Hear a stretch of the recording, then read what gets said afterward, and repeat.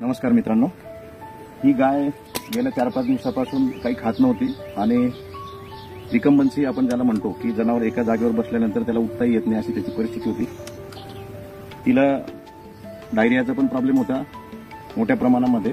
8 दिवसापूर्वी तिला loose मोशनचा problem असल्यामुळे खूप जास्त प्रमाणात डिहायड्रेशन होतं, त्याला पण 3rd डिग्री डिहायड्रेशन म्हणू। मग आम्ही तिला जेव्हा अटेंड केलं त्यामुळे जी लक्षणं होते त्याच्यावरून रिहायड्रेशन करण्यासाठी तिला जवळजवळ रोज 4 ते 5 लिटर IV फ्लुइड्स आम्ही देत गेलो। 3 दिवस ती जनावर खूप चांगलं राहिली ती गाय, मात्र 4थ्या दिवशी रात्री ती मेलेल्या अवस्थेमध्ये वाड्यामध्ये मिळाली। तर आज आम्हाला जी शंका होती की तिच्या पोटामध्ये प्लास्टिकच्या पिशव्या असाव्यात खूप मोठ्या प्रमाणामध्ये, असं आम्हाला शंका असल्यामुळे, कारण की ही गाय गावात चरणारी गाय होती आणि ती गोशाळेत त्या ओनरने दिलेली होती दान म्हणून।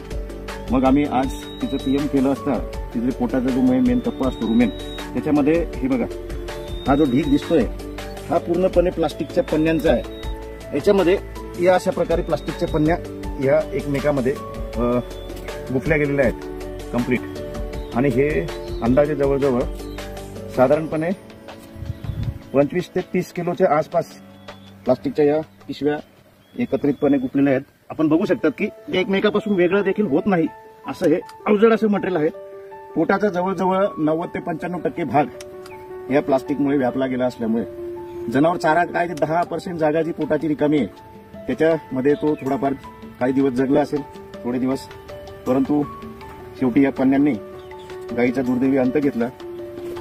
माझी सर्व नागरिकांना विनंती आहे की आपल्या घरातलं जे बासी अन्न असतं ते अन्न आपण प्लास्टिकच्या पिशवीमध्ये टाकून बाहेर टाकून देतो, कचऱ्याच्या पेटीमध्ये किंवा कुठल्या तरी ओपन स्पेसमध्ये, आणि मग हे फिरणारी जी जनावरं असतात ही अन्नाच्या शोधामध्ये त्या प्लास्टिकच्या पिशवीत, तिला ते स्मेलमुळे कळतं की याच्यात अन्न आहे, परंतु त्या प्लास्टिकच्या पिशवीतून ते अन्न सेपरेट करून प्लास्टिकची पिशवी बाजूला करणं काही त्याला पॉसिबल नाही होत। त्याच्यामुळे बऱ्यापैकी पिशवी सकट तशा प्रकारचं उष्ट अन्न जनावर खात राहते। खाता खाता मग ज्यावेळेस अशी परिस्थिती निर्माण होते त्यावेळेस इंडायजेशन, ऍसिडोसिस, लूज मोशन असे प्रॉब्लेम निर्माण व्हायला लागतात। आपण उपचार करतो लक्षणांप्रमाणे, परंतु जर परिस्थिती एवढी गंभीर असेल तर ते जनावर दुरुस्त होणं दुरापास्तच नाही, अशक्यच गोष्ट आहे जवळपास मला वाटते। म्हणून माझी सगळ्यांना विनंती आहे की प्लास्टिकच्या पिशवीत अन्न टाकून तुम्ही कुठल्याही कचऱ्याच्या पेटीमध्ये ते टाकून देऊ नका। हे फिरणारे जे आपले जनावरं असतात ते जनावरं यांना कळत नाही फारसं, त्याच्यामुळे ते अन्नासकट पिशव्या खाल्ल्यामुळे असा प्रॉब्लेम निर्माण होतो। तुम्ही पुन्हा एकदा बघू शकता, या सगळं प्लास्टिक मटेरियल आहे, याचं वजन जवळजवळ 30 किलोपेक्षा जास्ती असेल। आम्ही आता कानकाट्याने मोजणार आहोत। त्याच्यामुळे पुनश्च एकदा विनंती की अशा प्रकारे प्लास्टिकच्या पिशवीमध्ये अन्न टाकून फेकू नका। धन्यवाद।